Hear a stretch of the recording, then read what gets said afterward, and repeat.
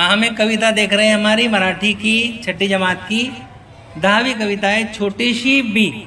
कविता इस तरह से है, आप ये देख रहे हैं कि एक छोटी सी बी, एक छोटा बीज है।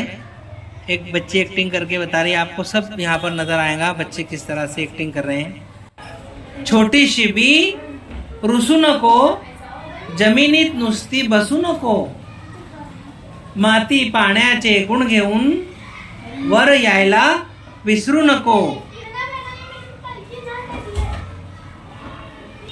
कोंबा कोंबा रुसू नको, तेठात लपून राहू नको, लाल तांबूस रंग घेऊन पान द्यायला विसरू नको।